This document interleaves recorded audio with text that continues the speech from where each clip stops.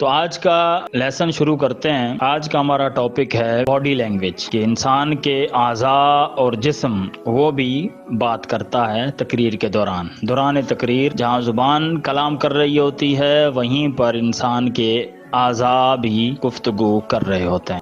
کوئی انسان کھڑے ہو کے تقریر کر رہا ہے تو کھڑے ہونے کا اس کا جو بھی انداز ہے وہ بھی ایک میسیج دے رہا ہوتا ہے۔ اگر اس نے کھڑے ہو کر دونوں ہاتھ سینے پر باندھ رکھے ہیں تو یہ بھی ایک سٹائل ہے، اس سے بھی ایک میسج جا رہا ہوتا ہے۔ اگر اس نے ناک پر باندھے ہیں تب بھی ایک سٹائل ہے، اس سے بھی ایک تاثر جا رہا ہوتا ہے۔ ہاتھ اس نے ایک پیچھے رکھا ہوا ہے کمر پہ اور ایک ہاتھ سے اشارے کر رہا ہے، اس سے بھی ایک میسج جاتا ہے۔ ڈائس پر آپ کھڑے ہیں، دونوں ہاتھ آپ کے ڈائس کے اوپر ہیں، تو کسی بھی آپ انداز میں کھڑے ہوں تو آپ کی باڈی بھی بول رہی ہوتی ہے اور ایک تاثر میسج لوگوں کو دے رہی ہوتی ہے۔ جی، ہاتھوں کے اشارے جس طرح آپ دیکھتے ہیں کہ وہ حضرات جو بول نہیں سکتے، گونگے ہوتے ہیں، وہ ساری گفتگو ہاتھ کے اشارے سے کر رہے ہوتے ہیں، بغیر بولے اپنی بات کو سمجھا رہے ہوتے ہیں۔ مطلب یہ کہ ہر بات کا ایک نہ ایک اشارہ بھی ہوتا ہے۔ تو جہاں اشارے زبان کے ساتھ انسان کلام کر رہا ہو تو ساتھ ساتھ ہاتھوں کے اشارے بھی کر رہا ہو۔ زمین کی بات آئے تو ہاتھ کا اشارہ نیچے چلا جائے، آسمان کی بات آئے تو انگلی آسمان کی طرف اٹھ جائے۔ اس سے گفتگو میں اور جان پیدا ہوتی ہے، کلام جاندار اور شاندار ہو جاتا ہے، اور ابلاغ اور تفہیم اس کی عوام کے لیے آسان ہو جاتی ہے۔ اللہ کی بات آئے، آسمانوں کی بات آئے تو ہاتھ اوپر چلا جائے، زمین کی بات ہے تو ہاتھ نیچے، کسی چیز کے بڑے ہونے کی بات ہے تو ہاتھوں سے آپ اس کو بڑا کر کے دکھائیں، چھوٹا ہے تو چھوٹا، دائیں بائیں اوپر نیچے، جس طرح کے بھی آپ گفتگو کے اندر الفاظ آ رہے ہیں ان الفاظ کو آپ اپنے اشاروں کے ساتھ بھی ایکسپلین کریں۔ اور دوسری بات، باتوں اور اشارات میں آپ کی گفتگو اور آپ کے اشاروں میں مطابقت ہونی چاہیے، ریزیمبلنس ہونی چاہیے، وہ ایک جیسے ہوں، ملتے جلتے ہوں۔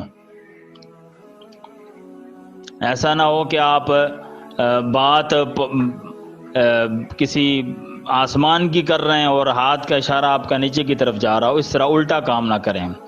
بات آپ دائیں طرف کی کر رہے ہیں اور ہاتھ کا اشارہ آپ کا بائیں طرف جا رہا ہو تو یہ بھی غلط ہے۔ آپ بیٹھ کر رہے ہیں تو آپ کا بیٹھنے کا انداز بھی ایک میسج دے رہا ہوتا ہے، وہ بھی ایک باڈی لینگویج ہے۔ آپ کا بیٹھنے کا سٹائل بھی وہ بھی ایک میسج دے رہا ہوتا ہے، ایک پیغام دے رہا ہوتا ہے لوگوں کو۔ آپ جس انداز سے بھی بیٹھ رہے ہوں تو پروقار طریقے سے بیٹھیں تاکہ لوگوں کو اچھا تاثر جائے۔ آپ کی آنکھیں بھی بات کر رہی ہوتی ہیں، آپ کا چہرے کے تاثرات اور چہرے کے جو رنگ ہیں اور اس کا تغیر ہے وہ بھی لوگوں سے گفتگو کر رہا ہوتا ہے دوران گفتگو۔ جی، آنکھوں کی بات یہ ہے کہ آپ لوگوں سے آنکھوں میں آنکھیں ڈال کر بات کریں۔ آنکھیں ڈالنے کا مطلب یہ ہے کہ آپ لوگوں کی طرف دیکھیں، لوگوں کے چہروں پر دیکھیں۔ اس کا غلط معنی نہ لیا جائے کہ آپ لوگوں کو گھورنا نہ شروع کر دیں اور غصہ اور غضب، یہ نہیں۔ آنکھوں کی آنکھیں ڈال مطلب یہ کہ آپ کا آئی کانٹیکٹ ہو لوگوں کے ساتھ۔